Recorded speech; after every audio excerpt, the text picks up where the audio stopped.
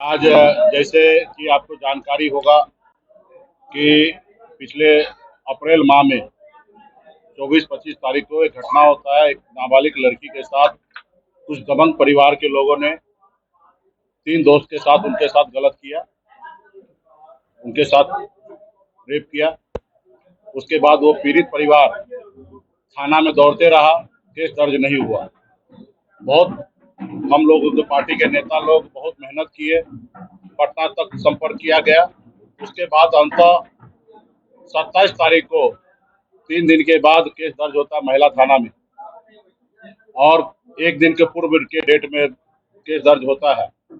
और उस पीड़ित परिवार को धमकाया जाता है कि आप किसी तरीके से कंप्रोमाइज कर लीजिए, और 2 दिन तक थाना में बैठाया जाता है। लेकिन पीड़ित परिवार जो है, उनको अपनी बच्ची के लिए न्याय चाहिए था, वो अड़िग रहा और उसके परिवार के साथ मारपीट भी किया गया। गांव के लोग, दबंग लोग, उनके दादाजी के पिस्टल दिखा के मुंह में डालकर धमकाया गया। उसके बावजूद पीड़ित परिवार को न्याय चाहिए था, वो अड़िग रहा। फिर ये बात हम तक आए, हमसे मुलाकात हुआ और हमें जब जानकारी दिए, पूर्व से भी जानकारी था, लेकिन जब बच्ची हमारे सामने में आया तो हमें लगा कि नहीं, बच्चे के लिए हम सभी को लड़ाई लड़ना चाहिए, न्याय देना दिलाना चाहिए और अपराधी को सजा मिलना चाहिए। और उसके बाद हमने एसपी को फोन करने का कोशिश किया। हमने लगातार 10 दिन तक फोन किया और कई बार हमने फोन किया, लेकिन एसपी साहब फोन उठाने के लिए नहीं रहा और न ही संपर्क में आए, नहीं बात किए। तब मैं यही सभागार में समस्तीपुर में आकर और आप सबके बीच में समक्ष हमने प्रेस कॉन्फ्रेंस किया कि एसपी साहब से अनुरोध किया कि आप पीड़ित परिवार को न्याय देने का काम कीजिए। 15 दिन का समय हम आपको दे रहे हैं और आप उस पीड़ित परिवार को न्याय दीजिए, और नहीं देते हैं तो 16वां दिन हमारा होगा। हम हजारों की संख्या में आपका घेराव करेंगे, क्योंकि बाबा साहब का संविधान तो हमको पता है। देश के जनता जो है वो मालिक है, ना ही कि कोई अफसर मालिक है। अगर अफसर के घर पे अगर चूल्हा जलता है तो ये जनता का टैक्स का पैसे से उनको जब तनख्वाह मिलता तो चूल्हा जलता है। लेकिन उन्होंने, उनके बाद भी वो सुनने के लिए राजी नहीं हुआ। प्रेस कॉन्फ्रेंस के बाद भी हमने कई बार उनको फोन करने का कोशिश किया, उसके बावजूद भी फोन नहीं उठाए। और 15 दिन के बाद हमें 1 महीने का समय दे दिए, उसके बावजूद भी वो न्याय नहीं देने का काम कर रहे थे, अपराधी को संरक्षण देने का काम कर रहे थे, अपना जातीयता निभाने का कोशिश कर रहे थे। यहाँ तक हमारे खिलाफ में वो एक जाति समूह को भी उतार दिया गया, स्टेटमेंट देने लगा। उसके बावजूद भी हम शांत बैठे रहे। उसके बाद हमें लगा कि नहीं, पीड़ित परिवार को न्याय देना है, और हमने जिला प्रशासन को, डीएम, एसपी को, मुख्य सचिव को, मुख्यमंत्री को, सभी को हमने जानकारी दिया कि 10 तारीख को हम एसपी ऑफिस को घेराव करेंगे। और इसके लिए हमारे जिला के नेतागण, समाज के लोग मजबूती से तैयारी करने लगे। जब एसपी महोदय को पता चला कि अभी ये बड़ा रूप लेने वाला है, तो उन्होंने हमसे कोशिश किया संपर्क करके बात करने का, लेकिन हमने बात नहीं किया। उनके नीचे के अधिकारी से जरूर हमने बात किया, लेकिन हमने कहा अभी मेरे हाथ में कुछ नहीं, जनता निर्णय लेंगे और जनता 10 तारीख को आएंगे, तो जनता को आप लोग जवाब दीजिएगा, क्योंकि अभी हम कुछ नहीं कर सकते हैं और हमने जो बोला और हम पीछे नहीं हट सकते हैं। उसके बाद आज का जो कार्यक्रम तय था, तो आपने देखा कि कल एक दिन पहले जो मुख्य आरोपी है वो सरेंडर किया।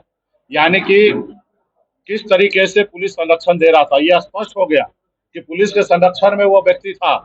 पुलिस एक बार वो अपनी कॉलर टाइट किया, एक बार धमक दिखाया, देखिए उस परिवार के लोग, आरोपी जो है वो गिरफ्तार, अपने आप को सरेंडर किया। यानी कि स्पष्ट हो रहा है कि ये पुलिस जो है उनको कल सरेंडर करवाया। अगर यही चीज अगर 1.5-2 महीना पहले कर लेते, 1.5 महीना पहले, तो ये नौबत नहीं आता। उसके बाद जब मालूम है कि आज हम यहाँ पे आने वाले हैं, एक राज्य के लीडर, पूर्व मंत्री और एक बड़ा समूह के साथ हजारों की संख्या में निषाद समाज आएंगे, आप देखिए कि किस तरीके से एसपी जो है मैदान छोड़ दिया, पीठ दिखा दिया है, छुट्टी पे चले गए। आप बताइए, ऐसे जगह पे एसपी को छुट्टी पे जाना चाहिए? नहीं जाना चाहिए।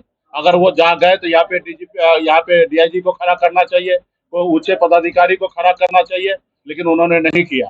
उसके बाद आज अभी हम लोग आए तो देखे आपने किस तरीके से हजारों की संख्या में लोग रोड पर, इतने गर्मी में रोड पे खड़ा रहे। हमारे लोग भी परेशान हुए, और जो इस जिला से दूसरे जिला जाने आने वाला पूरा रोड जाम रहा। घंटों भर बच्चे लोग सब तकलीफ में रहा, और हम इस सबकी तकलीफ समझते हैं, लेकिन यहाँ के जिला प्रशासन भी नई कोशिश किया कि ये खत्म हो। अगर वो भी, अगर डीएम साहब भी अगर आ जाते तो शायद 2 घंटा पहले जो प्रॉब्लम अभी सॉल्व किया हमने वो 2 घंटा पहले सॉल्व हो जाता। लेकिन डीएम साहब भी नहीं आए, अंततः हमें डीएम साहब के पास जाना पड़ा और एसपी साहब के लिए चूड़ी, हमारे बहन चूड़ी लेके वहां पे दिए हैं कि एसपी साहब से भी जिला नहीं संभलेगा, वो कप्तान रहने के लायक नहीं है। बेटी के साथ बलात्कार होगा और वो अपराधी को संरक्षण देते रहेंगे, ये नहीं होगा, उनसे जिला नहीं चलेगा। मैं एसपी साहब से पूछना चाहूंगा कि अगर यही चीज घटना आपके बेटी के साथ होता तो भी आप इसी तरीके से बैठे रहते? नहीं बैठे रहते, आप कार्रवाई करते।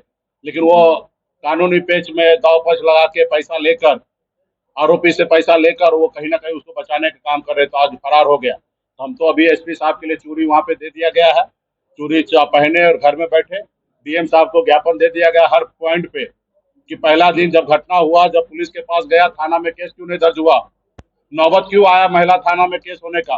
अब महिला थाना में केस हुआ तो वहां पे 2 दिन तक पीड़ित परिवार को क्यों बैठाया गया?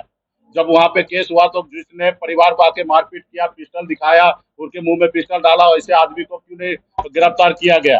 और जो आरोपी है उसको क्यों नहीं अभी तक गिरफ्तार हुआ? हमारे एक्शन लेने के बाद ही क्यों गिरफ्तार हुआ?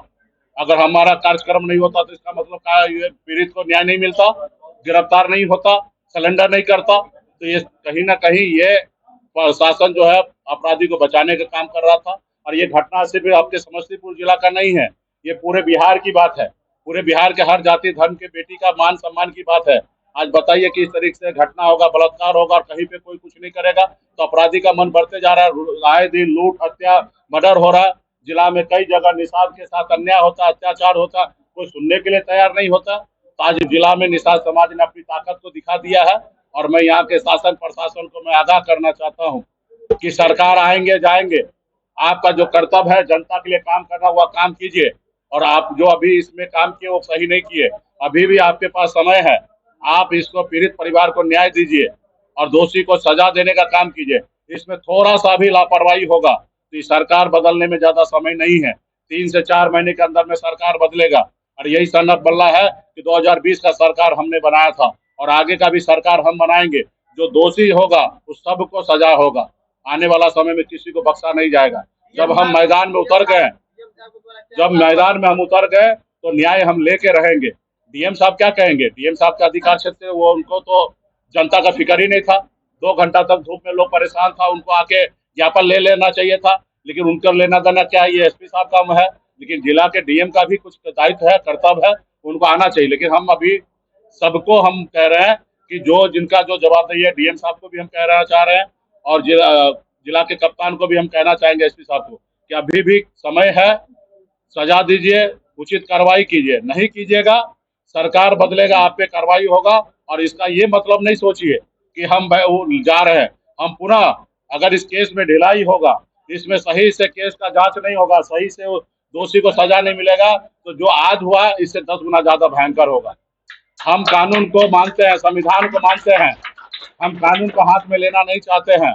और जब कानून को लेना हाथ में चालू कर देंगे तो हम वीरांगना फूलन देवी के वंशज हैं।